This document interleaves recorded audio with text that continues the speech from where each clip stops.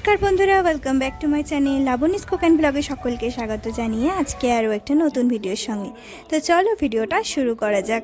আজকে তোমাদের সাথে শেয়ার করব কিছু মোটিভেটেড কিছু জিনিস, যেগুলো দেখে তোমরা আমার ভিডিও দেখে একটু মোটিভেট হতে পারো।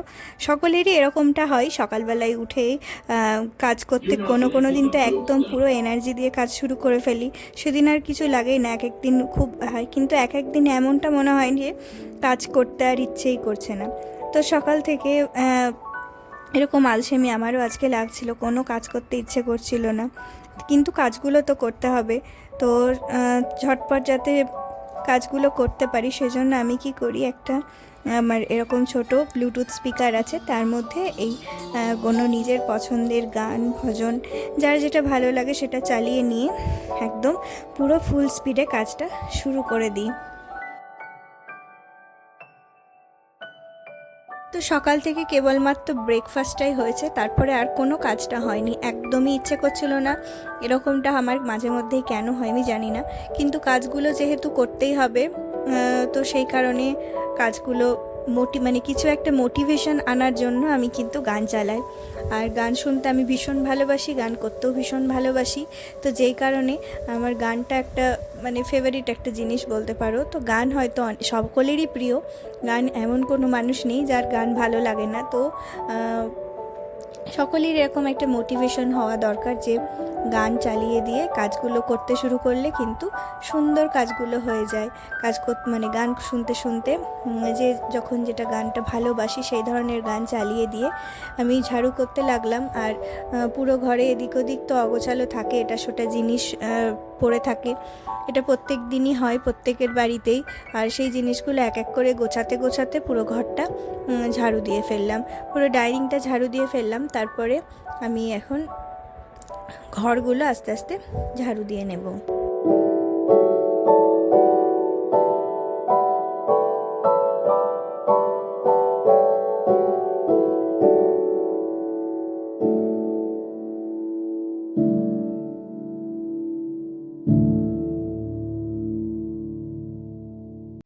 তো ঝাড়ু করতে করতে হঠাৎ একটা পার্সেল আসলো।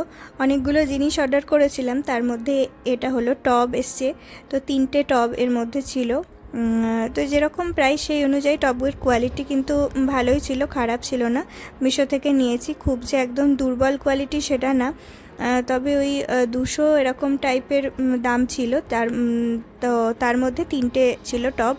তো লোকাল মার্কেট থেকে আমি একটা কিনেছিলাম, সেটা ভীষণ শক্তপোক্ত এবং তার প্রাইসটা অনেক বেশি ছিল। তো সেই তুলনায় এই টবগুলো এতটা ভালো ছিল না, তবে গাছ লাগানোর জন্য কিন্তু ভালোই। যেগুলো ঘরের মধ্যে রাখবো সেই ধরনের কিছু গাছ লাগাবো এর মধ্যে। আর কিছু কিছু এমনিও গাছ লাগাতে পারি, যেমন গাঁদা গাছ, তো ফুলের গাছ, কোনো জবা টবা। তো এই জন্যই আমি কিনেছিলাম এই টবগুলো।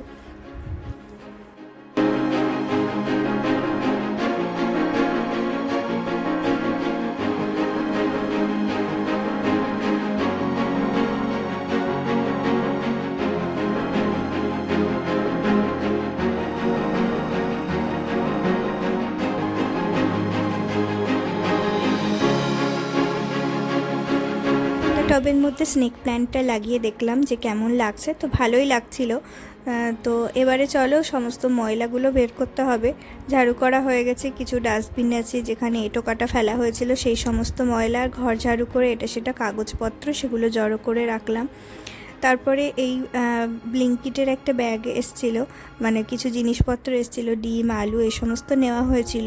তো সেগুলোকে আমি বের করে রেখে এই ব্যাগগুলোই আমি এখন ডাস্টবিনের মতো করে ব্যবহার করে নিই। এগুলোর মধ্যে জিনিসগুলো ভরে আর কি ফেলে দেওয়া হয়। তো সেই আর কি ওই জিনিসগুলোকে কালেক্ট করে নিয়ে বাইরে বের করে দিয়ে আসলাম।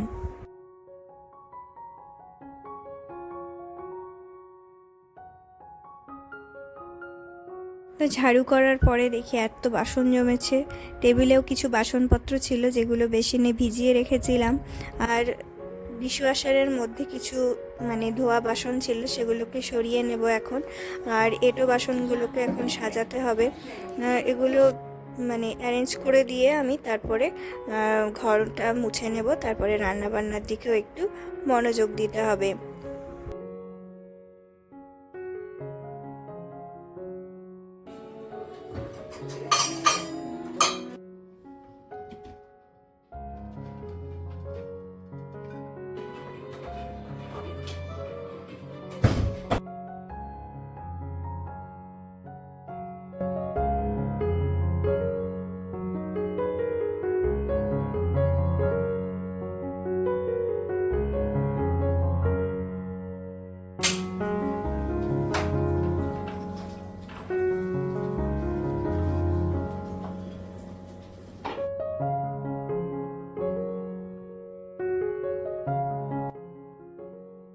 সকালে ব্রেকফাস্ট করার পরে কিচেনটা এরকম অগোছালো হয়ে যায়। তো আটা চারিদিকে পড়েছিল, এটা সেটা পড়েছিল, একদম নোংরা হয়ে গেছিলো, যাকে বলে একবার রান্না করার পরে তো আমাদের প্রত্যেকের কিচেনটা এরকম নোংরা হয়ে যায়। তো একটু পরিষ্কার করে নিয়ে আবার পরের স্টেপে রান্নাবান্না এখন করব, তো যেই কারণে একটু পরিষ্কার করে নিলাম। আর বেসিনটা তো রেগুলারই পরিষ্কার করতে হয়, না হলে বেসিনটা একদম কেমন একটা হয়ে যায়। আর প্রতিদিন পরিষ্কার করলে দেখবে বেসিনটা পরিষ্কার পরিচ্ছন্নও থাকে। আর এই যেগুলো আছে রুটি তৈরি করা, সেগুলো আটা লেগে থাকলে আমার ঠিক ভালো লাগে না, তো ওগুলো আমি ধুয়ে পরিষ্কার করে রাখি প্রতিদিন। তো সেগুলো ধুয়ে নিলাম। আর তারপরে বোতলগুলো আজকে পরিষ্কার করব ভেবেছি, কালো করব ভেবেছিলাম, কিন্তু আর সময় হয়ে ওঠেনি।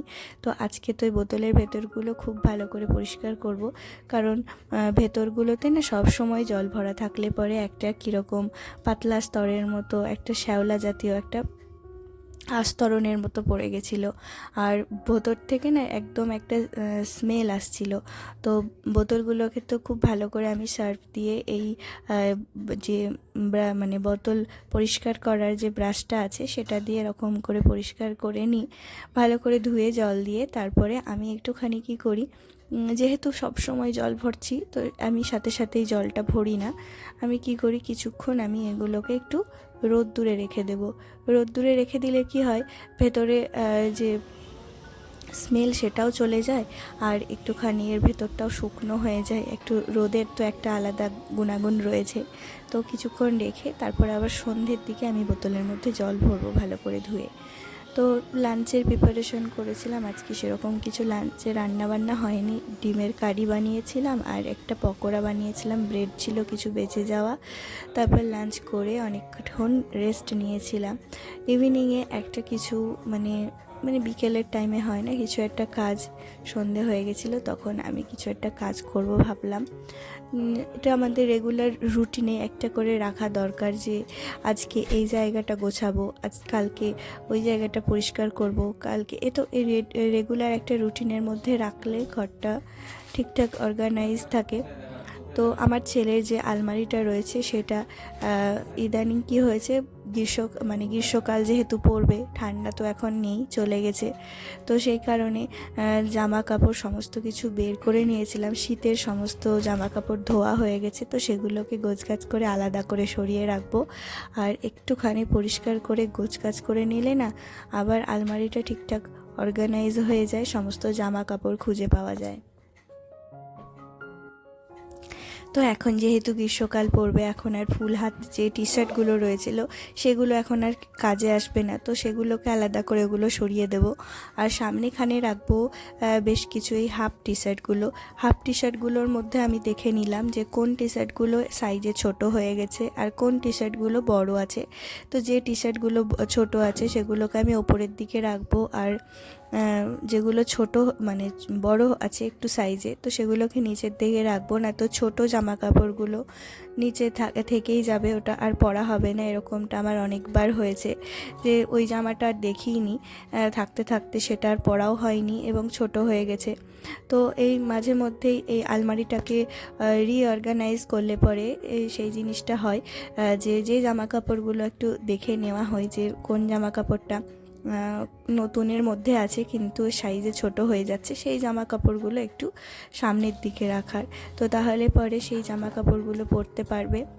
আর একটু সাইজে বড় যেগুলো, সেগুলোকে আমি নিচের দিকে করে দেব, তাহলে পরে সেগুলো রেগুলার পরে ইউজ হবে। আর তারপরে আমি সমস্ত সোয়েটারগুলোকে ভাঁজ করে ঢুকিয়ে দেব, ব্যাগের মধ্যে রেখে দিই সোয়েটারগুলো, আর যেহেতু এগুলো লাগবে না তো সেই কারণে। কিছু প্যান্ট তো সেই রকমই হয়েছে, প্রায় ছোট হয়ে গেছে, তো সেই প্যান্টগুলোকে আর কয়েকবার হয়তো পরতে পারবে। তো মোটামুটি আর কয়েকবার পরে নেবে, তারপরে সেই প্যান্টগুলো আর হয়তো সেগুলো সাইজে ছোট হয়ে যাবে, আর পরা যাবে না, তো সেই জামাগুলোকে তখন সরিয়ে দিতে হবে।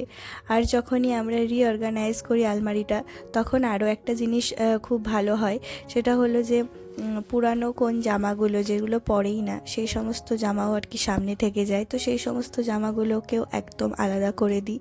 যেগুলো আর পরবে না সেগুলো হয় মানে বাড়তি যে সমস্ত জামা কাপড়ের মধ্যে থাকে সেইগুলো স্টোর মানে একটা প্যাকেটের মধ্যে ভরে খাটের নিচে স্টোর করে রাখলাম, বা কাউকে যদি দেওয়ার থাকে তো কাউকে ডোনেট করে দেওয়া যেতে পারে, তো সেই জিনিসটাও হয়।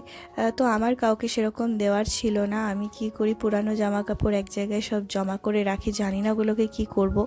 তো এখন সেরকমভাবে কেউ নিতেও চায় না, আর কোথায় দেবো আমি বুঝতেও পারি না। তো যেই কারণে আর কি পুরানো জামা কাপড়গুলোকে আমি এখন আপাতত খাটের মধ্যে রাখি। তারপরে সেগুলো মানে একটা সময় তো অনেক হয়ে যাবে জানি, হয়তো ফেলে দিতে হবে, বা অনেক সময় এটা সেটা মোছামুছির কাজেও আমি ব্যবহার করে ফেলি।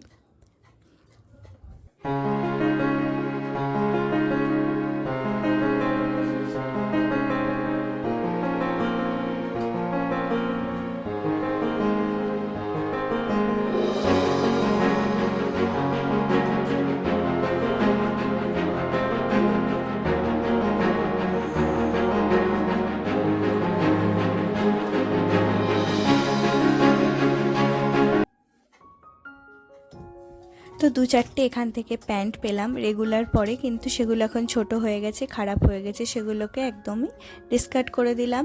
আর কিছু কিছু জামা যেগুলো একদম হাত কাটা মানে স্লিভলেস জামাগুলোকে একটু নিচের দিকে রাখলাম, কারণ এখনও সেইভাবে ফুল গরমটা পড়েনি, তো যে কারণে এখনও সেগুলো পরবে না। এখন যেগুলো হাফ মানে মিডিয়াম টি শার্ট মানে মিডিয়াম হাতা যে স্লিভগুলো হয় সেই টি শার্টগুলো এখন পরবে। আর এর মধ্যে কয়েকটা আমি প্যান্ট রাখবো এই অর্গানাইজারগুলোর মধ্যে। কখনো টুকটাক কোথাও যাওয়ার থাকলে পরে চট করে এই প্যান্টটা সামনেখানে পাওয়া যাবে, তো সেই কারণে এই অর্গানাইজারটার মধ্যে 2-1টা টি শার্ট প্যান্ট রেখে দেবো।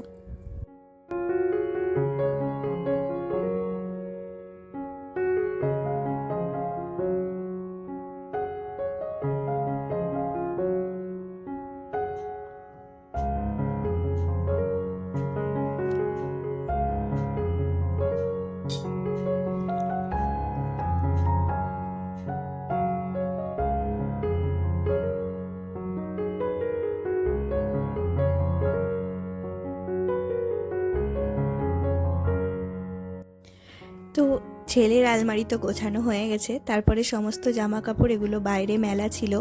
আর মানে দুটো ব্যালকনিতে এত জামা কাপড় ধোয়া হয়েছিল, সেগুলো উঠিয়ে আনার পরে এতগুলো জামা কাপড় আবার জমা হয়ে গেছে। তো তার মধ্যে কিছু রেগুলার পরার জামা কাপড় রয়েছে, আর কিছু রয়েছে বাইরে পরবার জামা কাপড়। তো আমি এখানে রেগুলার পরার জামা কাপড়গুলোকে তো ভাঁজ করে নিচ্ছি, সেগুলোকে আলমারিতে তুলে রাখবো, মানে যেখানে আমরা রেগুলার জামা কাপড় রাখি পরার জন্য সেখানে রেখে দেবো। আর এর মধ্যে রয়েছে কিছু ভালো জামা কাপড় যেগুলো আমাকে এখন আয়রন করতে হবে, বা পরে কখনো সময় বের করে আয়রন করব, সেগুলোকে ওই গামলাটার মধ্যে আমি এক এক করে আলাদা করে যাব। তো এইভাবে আলাদা করে নেব, আর সমস্ত জামা কাপড় গোছগাছ করে বিছানাটা ফাঁকা করে দেব এখন।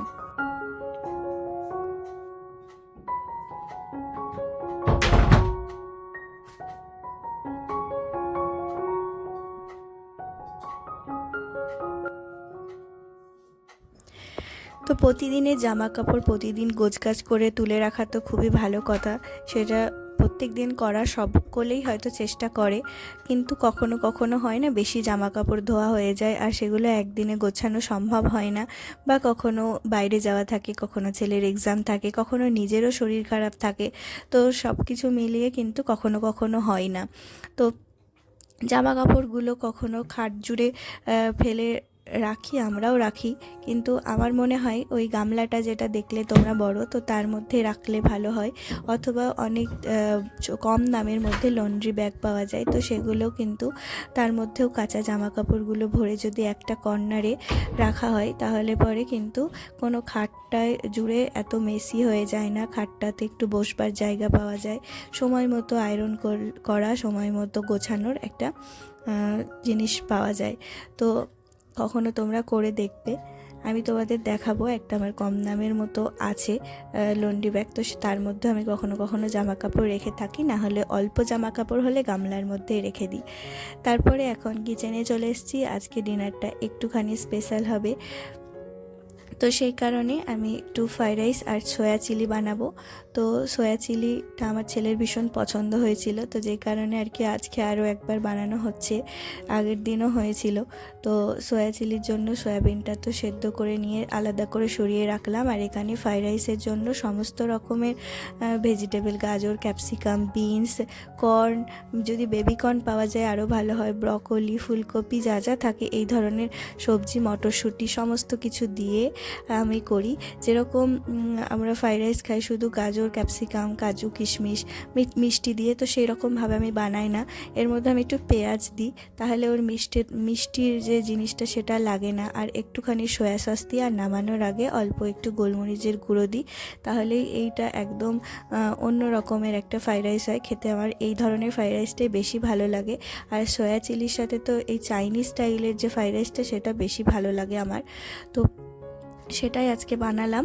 আর সয়া চিলিটা এখন বানিয়ে নেব। তো তার জন্য এই অল্প একটু বাদাম তেল দিয়ে দিয়েছি, সয়াবিনগুলোকে একটু ভেজে তুলে রাখবো।